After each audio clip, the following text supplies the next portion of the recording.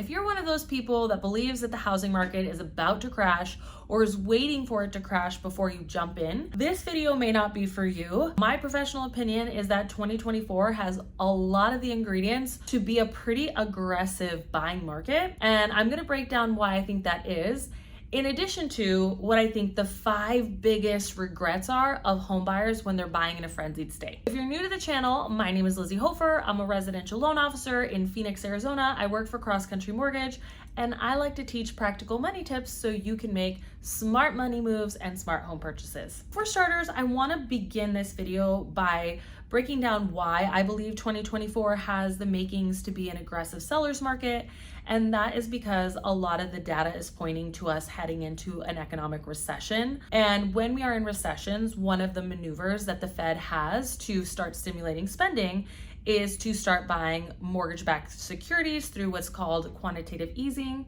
And they do this and it brings down mortgage interest rates, which propels people to buy property and real estate because it impacts so many different verticals, from landscaping, pools, furniture, home repairs, etc.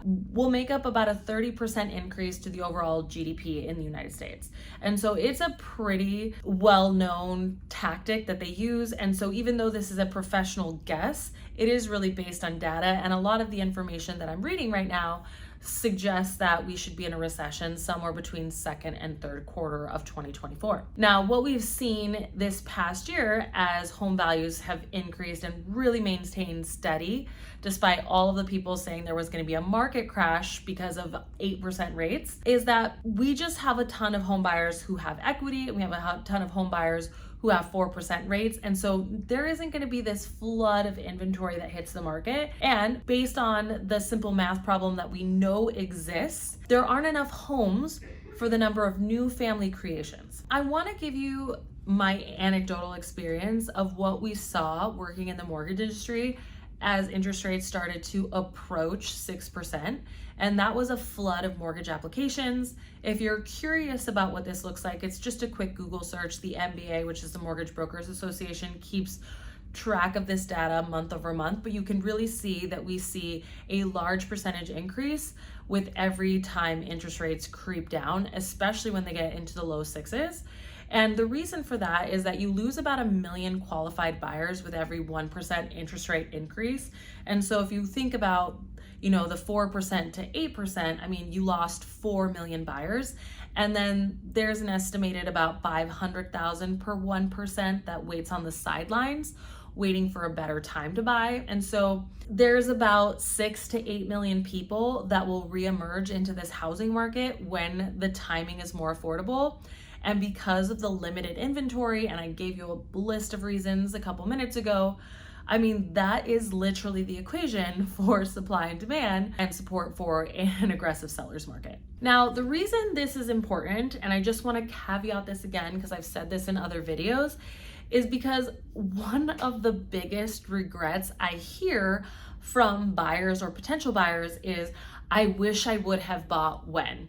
And guys, like, if you were somebody that was on the sidelines in 2018, let me tell you, you missed out on almost $200,000 in equity if you had invested then when interest rates were peaking into the 5% and we were headed into a recession.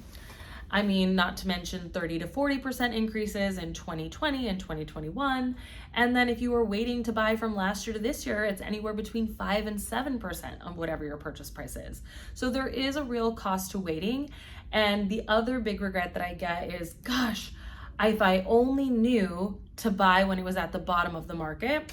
And timing the market is just so difficult because the bottom of the market is literally a look back figure. But I will say that because interest rates peaked into the 8s, because they're still in the 7s, and we are in the holiday season, now is a really low demand time just historically and seasonally.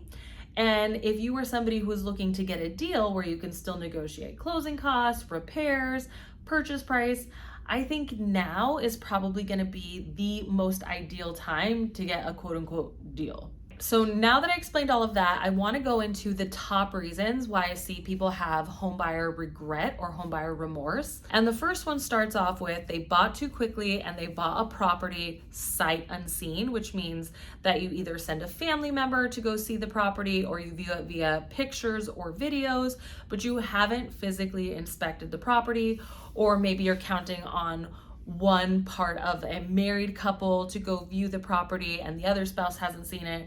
This is typically the number one reason why I find that buyers have regret or remorse. And it's really just because they didn't spend enough time doing the due diligence of the area that they wanted to live in. The floor plan didn't meet their family's needs. One person didn't like the property and the other spouse did. I mean, you name it, there's a number of reasons why not physically seeing the property will create issues. A lot of times I find that people are more willing to do this, especially when it's like a bidding war or it's a highly competitive market or they've been outbid several times. People just become desperate. They feel like they'll never get a home and they're willing to make this big sacrifice, which I do find creates a lot of problems in the future. So this next reason is probably tied with not seeing the property, and that is getting emotional and paying over your budget for a property. And this again happens because people get exhausted with bidding wars, or they have this fear that they're gonna miss out on a property they really like. And also people are competitive. And so when you're in a competitive situation, sometimes our emotions get the best of us and we wanna win. Or you find yourself overly attached to a property you don't live in because of the beautiful kitchen or the great neighborhood, or you're picturing where you're going to spend the holidays. And people make bad financial decisions when they get too emotional. And this is often one that I find I get a lot of calls back after the fact, especially when there are repairs needed on a property that you paid $50,000, pay over list price or over appraised value. And so I find that people, when they do that, they feel very resentful. But in markets like 2020 and 2021, I mean, you will find a plethora of people that are willing to do whatever it takes to buy the property. So it's very understandable how people's emotions can get way out of whack. I saw people paying $50,000 to $100,000 pretty regularly back in 2020 and 2021. I mean, it just seemed to be the type of thing you would have to do to get a property. And when I did a quick Google search, it was like, I think it was like $50,000 was the median pay over ask price in 2021, which is a lot of money. And you can imagine that people did that because they really felt that there was no other way they were going to buy a property if they didn't. So the next home buyer regret is not getting a home inspection. And I have seen this one in every single economy. And it's always shocking to me, the people who are like, oh yeah, I do home maintenance. I was a handyman. I worked in construction. I don't need this. And then turn out to have a major fundamental problem. And sometimes when we're in these bidding wars, we don't want to upset the sellers, so we don't do the detailed inspections like the sewer scope or the interior plumbing, or the air conditioner or the roof that we really want to do, especially if you're buying an older home, because you don't want to offend, or you know you're not going to be able to ask for repairs, so you're like, whatever. It always pays to get a home inspection.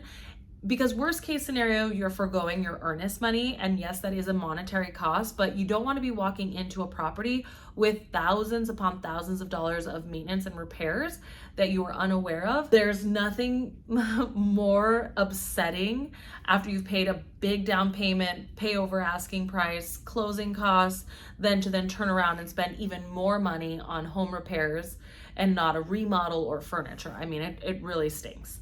Now, you would be surprised that it isn't just older homes that need home inspections. I highly recommend, especially if you're buying in this time period, getting an inspection on a new build. If you do a quick Google search, you will see that many of the new home builders are undergoing lawsuits right now from repairs and warranted items that are just like very faulty on properties. And I wouldn't be surprised if there's class action lawsuits on the horizon, but you can absolutely get a home inspection. And I would argue that those repairs be done prior to closing, especially if they're significant and are going to alter your experience living in the property. Now, I will caveat, you will need a real estate agent to probably help you negotiate those repairs and the requests with the builder, which is why I always recommend that you do not go unrepresented in a home buying situation, whether it be a new build especially, or in a resale situation, which is pretty typical. You do not want to be underrepresented, especially because repair costs can be so expensive after the fact. The next home buying regret that I see has to do with closing costs. And this is the kind of market where it gets kind of interesting because people's money mindsets really go to work here. And it has to do with a permanent buy down, which originally caused origination points or discount points, and what's known as a temporary buy down, where you're temporarily subsidizing lower mortgage payments for like 2 to 3 years.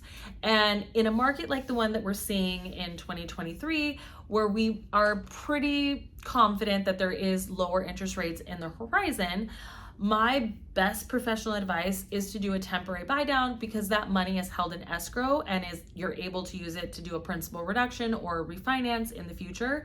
And if you get it long enough, 24 to 36 months, that should be the time frame when we see lower rates.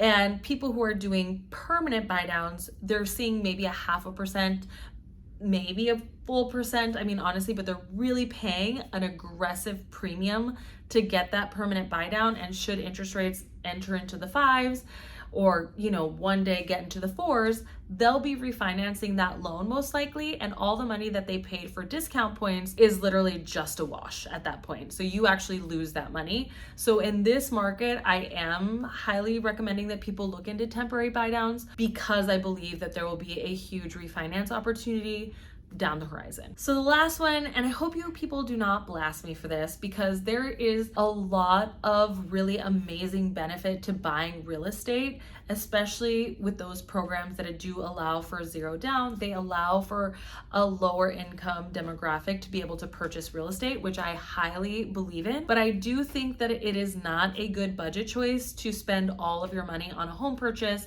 And oftentimes I see buyers who are putting zero down or really low down payments or taking advantage of grant programs not have enough money for moving expenses, utility costs, maintenance or repair costs. And when they close on their property and God forbid something happened, like they have a car accident or there's a roof leak or a plumbing leak, I often find that the financial stress to those clients is insanely high.